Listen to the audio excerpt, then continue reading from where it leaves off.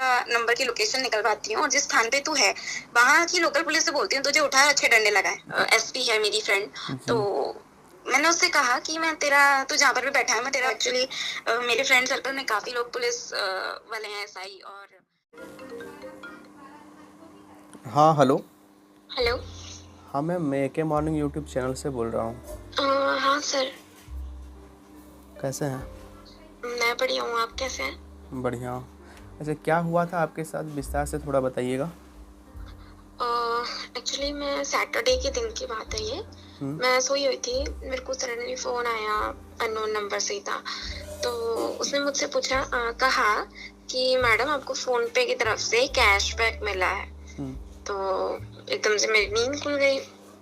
मैंने उससे पूछा कि क्या मतलब, आप डिटेल में बताएंगे इस बारे में? तो फिर उन्होंने कहा कि आप अपना फ़ोन पे ओपन कीजिए। उसने मुझे रिक्वेस्ट सेंड की हुई थी 2,499 पे करने के लिए। तो मैंने उससे कहा कि ये तो मेरे पैसे कट जाएंगे अकाउंट से, आप किस कैशबैक की बात कर रहे हैं? तो फिर उसने कहा कि नहीं मैडम, आप अपना वॉलेट चेक कीजिए और ये जो पैसा है ये आपके वॉलेट में आएगा, आपका जो मेन बैलेंस है अकाउंट का वो जैसा का वैसा रहेगा। तो मैंने अपना वॉलेट चेक किया, फोन पे वॉलेट जो होता है उसमें 158 रुपए पड़े थे, 158 रुपीज पड़ा था आपके फ़ोन पे वॉलेट पे? हाँ। तो अच्छा। उसने कहा कि ऐसे ऐसे कीजिए। देन मैं सेम एस प्रोसेस करती गई और उसके बाद में उसने यूपीआई पिन मांगा।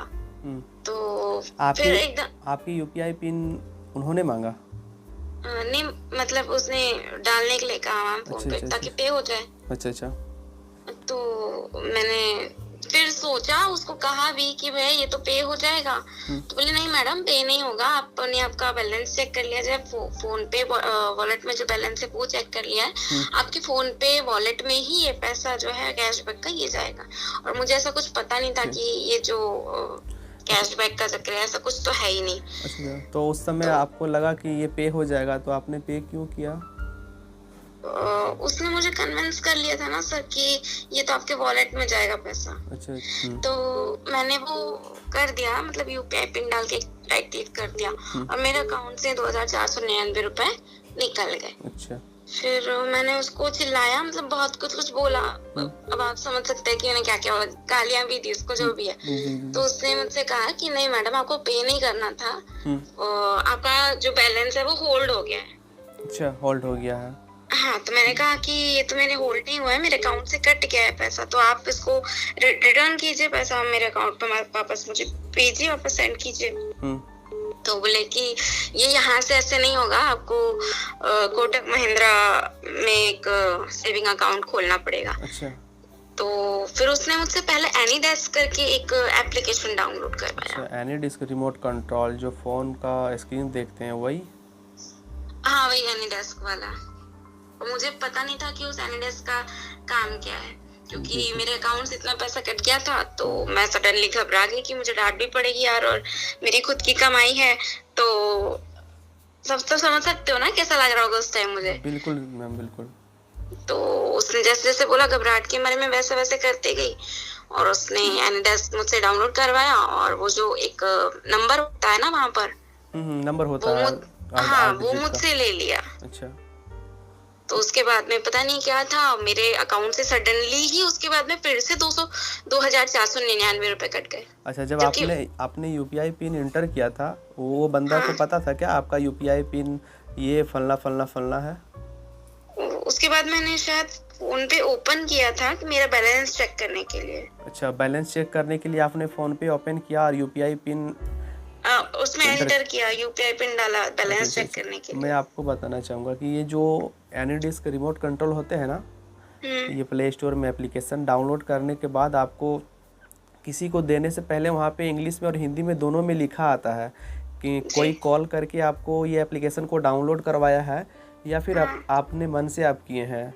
तो यहाँ पे क्या, ये जो है ना मैम, ये एनी डिस्क रिमोट कंट्रोल लाल वाली एप्लीकेशन, ये आपके स्क्रीन को दूसरे पार्टी के पास सीन करवाता है जो भी आप फ़ोन में कर रहे हो। यानी कि जैसे आप यूपीआई पिन ये फ़ोन पे का बैलेंस जैसे आपने चेक करा, तो चेक करने के दरमियान में आपने यूपीआई पिन को एंटर किया, हाँ। जो भी पिन इंटर किया वो बंदा अगला पार्टी जो था वो देख रहा था, और उसको आपका यूपीआई पिन जो है वो उसको पता चल गया, और नेक्स्ट बार में आप जो प्रोसेस किए आधा ही किए होंगे, वो अपने तरफ से मोबाइल को कंट्रोल भी कर सकता है पूरा। मैंने एक वीडियो बनाया है जो कि एनी डिस्क से मेरा मोबाइल को हैक किया गया था, पूरा लाइव दिखाया था उस वीडियो में। तो आपका जो है वो यूपीआई पिन को देख लिया और फिर से आप पेमेंट नहीं किए वो, और वो उन्होंने फिर से पेमेंट कर लिया। हाँ, सेम ऐसा हुआ कि मैंने तो कुछ किया ही नहीं और सडनली मेरे अकाउंट से 2499 रुपए निकल गए थे। अच्छा, वो बंदा अपने आप को क्या बतला रहा था? फोन पे का कस्टमर केयर से बात करो, ऐसा कुछ कहा था उसने। फ़ोन पे के कस्टमर केयर से बोल रहा हूँ, ऐसे क्या चूतिया बनाया आपको? वही तो, और मुझे पता नहीं था कि ऐसा कोई फोन पे कैशबैक वगैरह देता नहीं है। फ़ोन पे वाले फ़ोन करके कैशबैक देना स्टार्ट कर देंगे तो काफ़ी लोग को फ़ोन पे से मिलने लगेगा कैशबैक, ऐसा थोड़ी ना होता है मैम। अच्छा, आप कहाँ से हैं?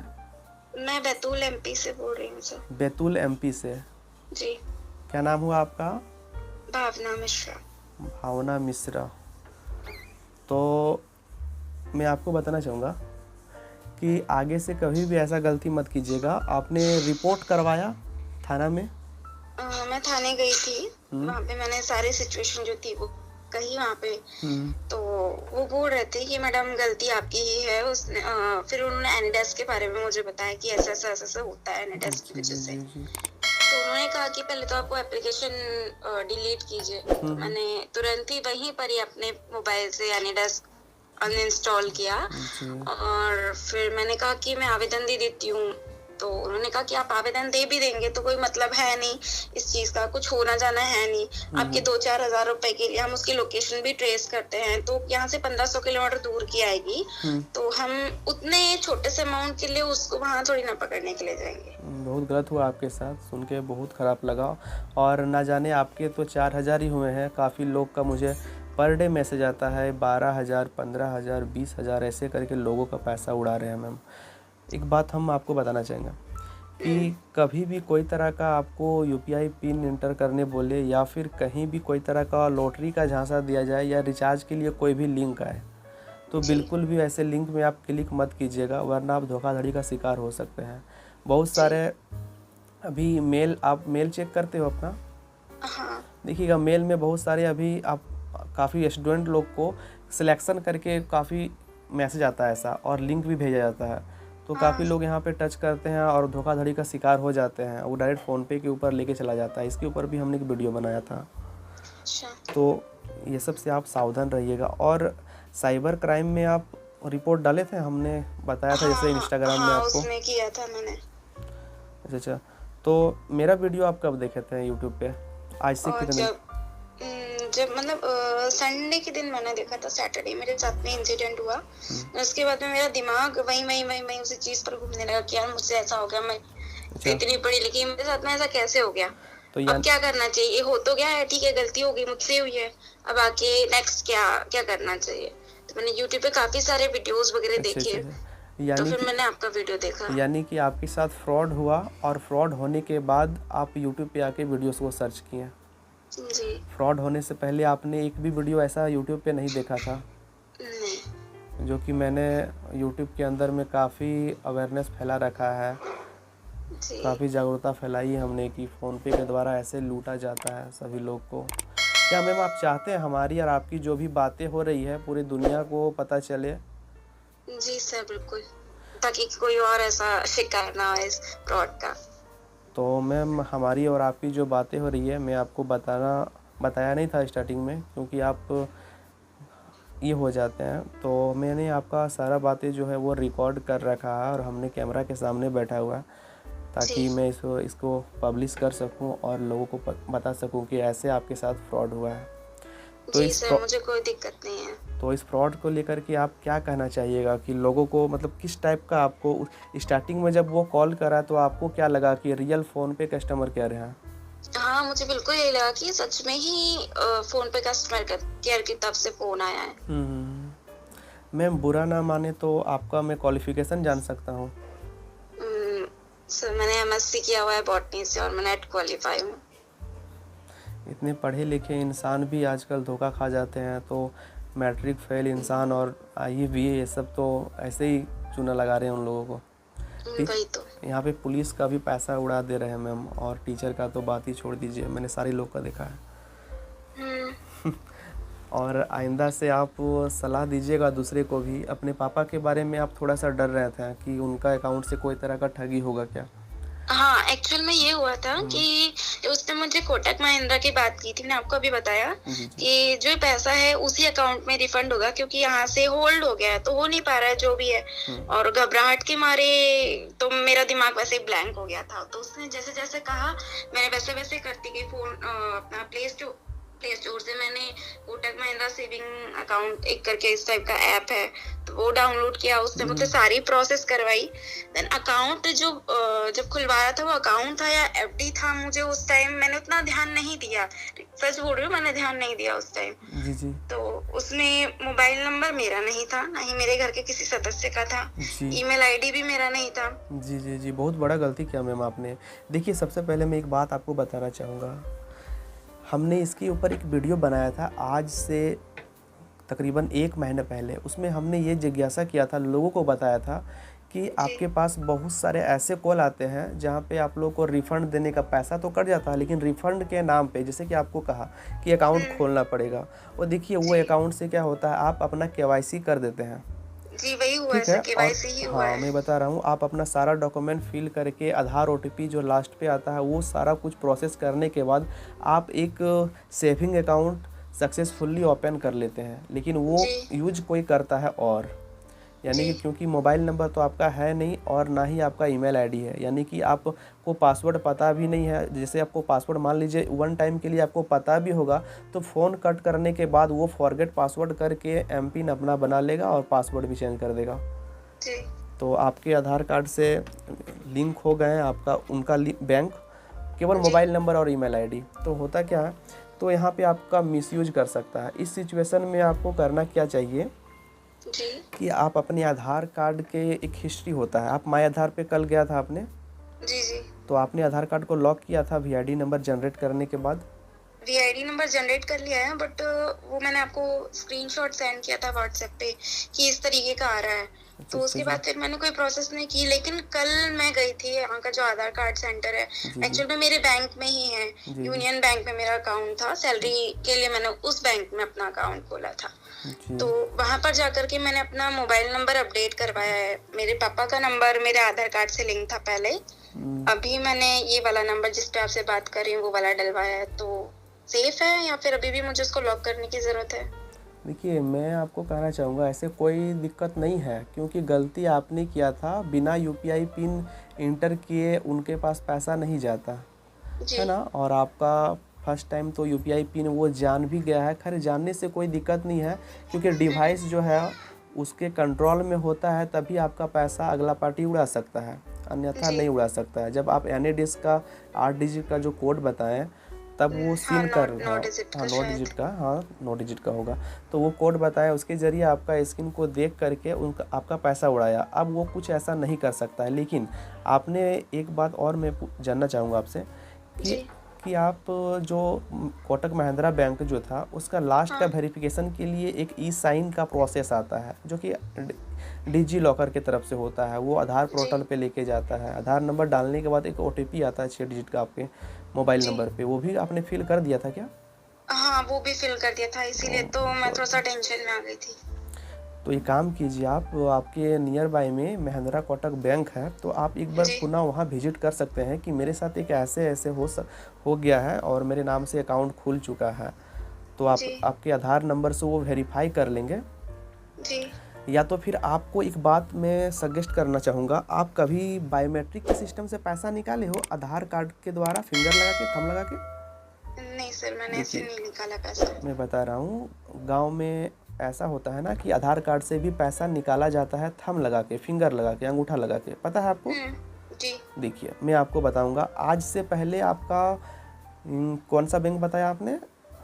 महिंद्रा नहीं, उन्होंने जो लिंक करवाया वो महिंद्रा कोटक बैंक का था। हाँ, कोटक महिंद्रा। तो आज से पहले जो आपका प्रोसेस हुआ ठगी वाले ने जो किया, इससे पहले महिंद्रा कोटक बैंक में अकाउंट था क्या आपका?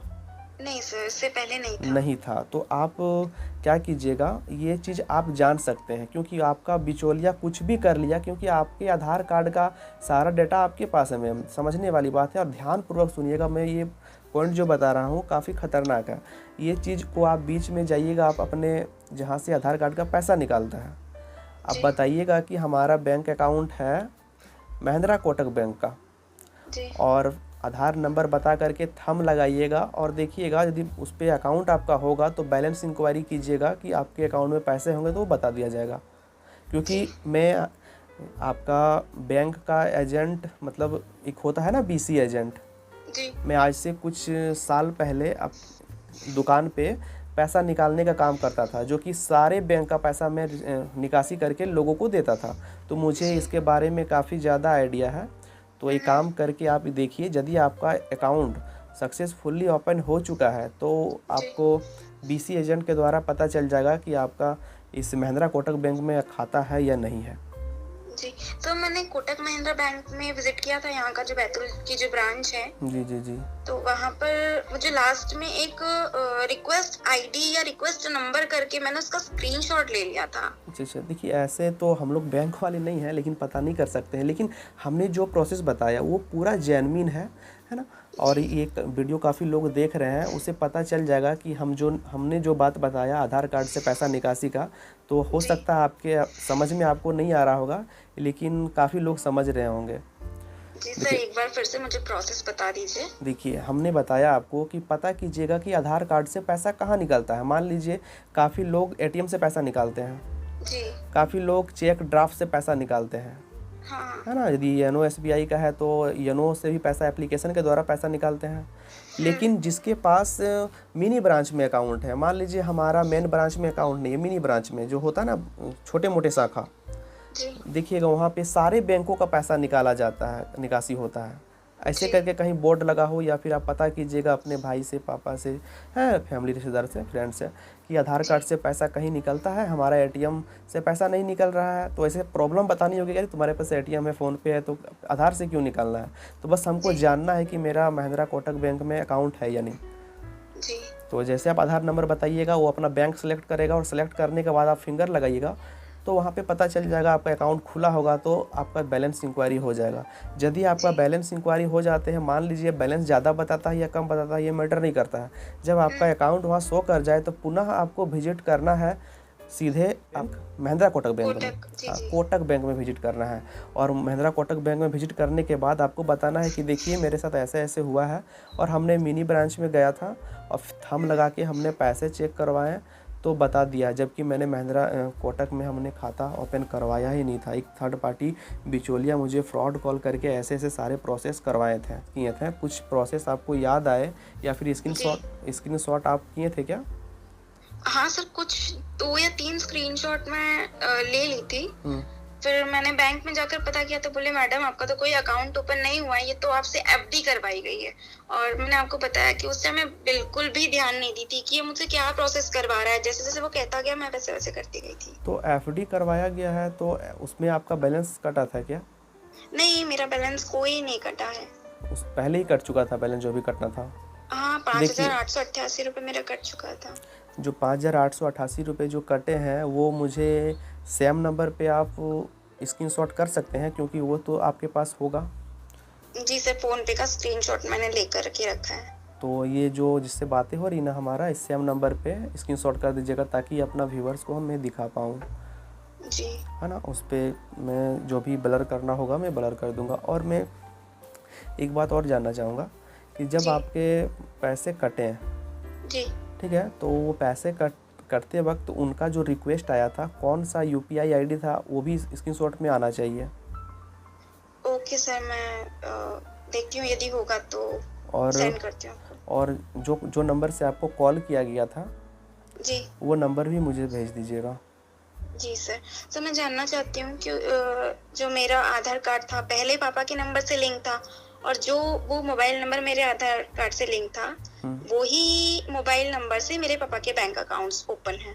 जी जी। तो कुछ फर्क तो नहीं पड़ने वाला है? नहीं, आगे प्रॉब्लम तो नहीं होगी? मोबाइल नंबर से कुछ नहीं होगा, लेकिन ध्यान दीजिएगा कि कभी भी कोई तरह का कॉल आए ऐसे तो OTP आपको सबसे बड़ी है डिग्गी लॉकर का, जो NDSNL के तरफ से होता है ई साइन, उसकी प्रोसेस भूल कर भी नहीं करना है ना। और एक बार आपने कर दिया है तो इसके लिए थोड़ी सी तो टेंशन रहेगी महीने भर की, जब तक पता नहीं चल पाता है तब तक जी। और कोशिश हम करेंगे जल्द से जल्द आपका समाधान करने का। मैं आपको जब तक आपका हल नहीं हो जाता है तब तक हम आपके साथ हैं, सपोर्ट में हैं और बताते रहेंगे आपको कैसे क्या करना है। जी सर, और आज ही सुबह मैं घर के कामों में बिजी थी, उसी नंबर से मुझे फोन आया था, जिस नंबर से उस दिन आया था। तो वो मुझसे कह रहा था कि मैडम आपको रिफंड होने वाला था 24 घंटे के अंदर, हुआ क्या? तो फिर मेरा छोटी बहन ने, मम्मी ने, सब लोगों ने मुझे कहा कि ये तुझे फिर से बनाने की कोशिश कर रहा है। देखिए, सबसे पहले मैं आपको बताना चाहूँगा कि पहला बात तो आपका चूटियाँ उस समय काट लिया जब आपका 5,800 कितने 88 रुपये बताया जी, तो उतने पैसे उड़ाए। उसके बाद सेकंड में आपको बेवकूफ़ वहाँ पे बनाया जब आपके नाम से वो KYC किया महिंद्रा कोटक बैंक, है ना। वहाँ पे पूरे प्रोसेस आपने ई साइन तक भी कर दिया, यानी कि मान लीजिए वो पूरा KYC आपने कर ही दिया। अब दूसरा प्रोसेस तो 2 बार आपके साथ स्कैम हो चुका है एक प्रकार से, जो कि 110% मैं लिख के दे रहा हूँ कि आपका वो स्कैम हो गया आपके साथ, क्योंकि ई साइन आपको नहीं करना था, जबकि मोबाइल नंबर आपका नहीं है और Gmail ID आपका नहीं है, तो आपको नहीं करनी थी, लेकिन आप बहकावे में आ गए। उस समय आपको कुछ नहीं पता चला। आपके आजू बाजू कोई नहीं होंगे क्या? नहीं, उस टाइम कोई नहीं था। तो आपका बिल्कुल ये कॉलिंग कितने बजे हो रहे थे, आपको कुछ आइडिया? जिस दिन मेरा पैसा कटा उस दिन शायद 3:30 पौने 4 बज रहा था। और सुबह के शाम शाम को और सैटरडे था, इसलिए मैं तुरंत बैंक पे नहीं जा पाई क्योंकि बंद हो गया था उस टाइम से, बीच में संडे आ गया। तो उसके बाद दोबारा वो आपके साथ स्कैम किया और तीसरा बार फिर से करने का कोशिश किया कि आपका रिफंड किया। हाँ, तो उसको यही मैंने कहा एक्चुअली मेरे फ्रेंड सर्कल में काफी लोग पुलिस वाले हैं, SI और SP है मेरी फ्रेंड। तो मैंने उससे कहा कि मैं तू जहाँ पर भी बैठा है मैं तेरा नंबर की लोकेशन निकलवाती हूँ और जिस स्थान पे तू है वहाँ की लोकल पुलिस से बोलती हूँ तुझे उठाए अच्छे डंडे लगाए। तो मैंने मेरी फ्रेंड को कॉन्फ्रेंस में लेने के लिए जस्ट होल्ड किया ही था और उसने फोन काट दिया और फिर कंटिन्यूसली उसका मोबाइल नंबर स्विच ऑफ आ रहा है। और आपने ट्राई किया फिर से फोन लगाने का तो नंबर स्विच ऑफ ही आ रहा है? स्विच ऑफ ही आ रहा है अभी भी? हाँ।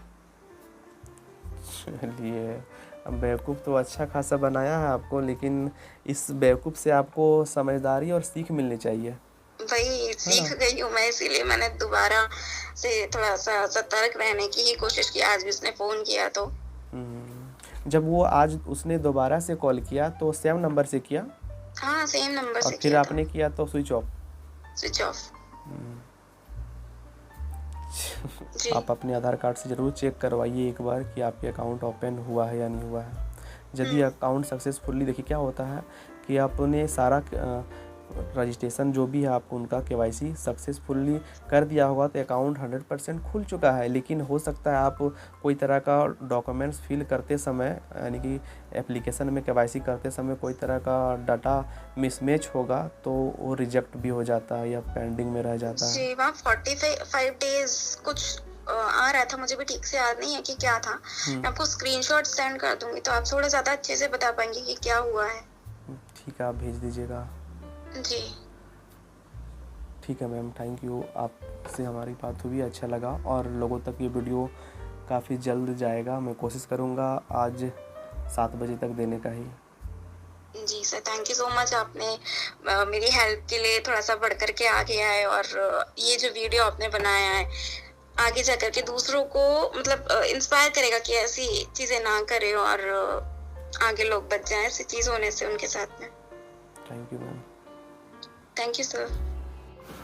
तो दोस्तों देखा आपने, भावना मिश्रा जो कि MP मध्य प्रदेश के रहने वाली है, इनके साथ धोखाधड़ी फ्रॉड हो गया और इनके जवानी आपने सुना, अपने मुंह से बयां करके स्टेप बाय स्टेप आपको बताया, जो कि वीडियो लंबा हुआ लेकिन काफ़ी ज़्यादा सीख और काफ़ी ज़्यादा जानकारी भरपूर मिला है। इससे आपको कैसे बचना है ये खुद आप ट्राई कर लीजिए। यदि भावना हमारे वीडियो को पहले देखती तो इनके साथ फ्रॉड नहीं होता, लेकिन इन्होंने क्या किया, जब इनका फ्रॉड हुआ उसके बाद ये यूट्यूब पे आ करके सर्च करती है और मेरा वीडियो इनको मिलता है और इन्होंने इंस्टाग्राम पे मुझे फॉलो करती है और रिक्वेस्ट करती है मेरे नंबर का। तो हमने एक नंबर दिया जो कि हमसे अभी बातें हो रहा था, लाइव कॉलिंग जो कि आपने देखा और सारा स्टेप बाय स्टेप उन्होंने बताया, सुन के आपको अच्छा जानकारी मिला होगा। मैं आशा करता हूँ, उम्मीद करता हूँ कि आप इस वीडियो से आपको काफ़ी ज़्यादा जानकारी मिला होगा और आप आने वाले समय में एक मसीहा बनोगे अपने घर के लिए, ताकि आपके घर में, रिश्तेदार में, फैमिली में कोई तरह का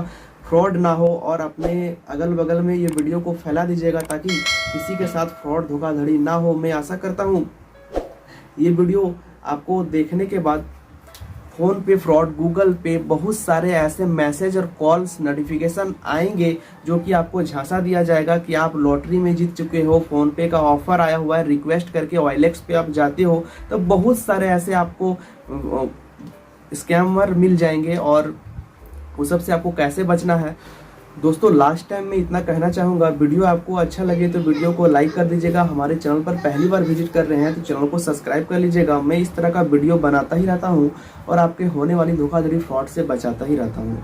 तो दोस्तों मैं आपको कहना चाहूँगा कि ये वीडियो को जितना हो सके ज़्यादा से ज़्यादा वायरल कीजिए और ज़्यादा से ज़्यादा लोगों को शेयर कीजिए, ताकि भावना जी का जो भी मैसेज आया हुआ है और जो भी इनके दिल में ठेस पहुँचे हैं, आपके माताएं बहनों के साथ ना हो, आपके भाई के साथ ना हो। काफ़ी दुखद घटना लगी मुझे ये सब सुन के, मैंने दुख जताया, लेकिन कर भी क्या कर सकते हैं। यहाँ से हम लोग आप लोग के लिए इतना ही कर सकते हैं, जागरूकता फैला सकते हैं। काफ़ी लोग ये वीडियो देखने के बाद सतर्क हो जाएंगे और सतर्क हो रहे हैं, क्योंकि मैं कहना चाहूँगा कि ये वीडियो को एक बार दिल से लाइक कीजिए, सपोर्ट कीजिए और दोस्तों के साथ शेयर कर दीजिए। जय हिंद, वंदे मातरम। मिलता हूँ नेक्स्ट वीडियो में और एक धमाकेदार वीडियो के साथ। धन्यवाद।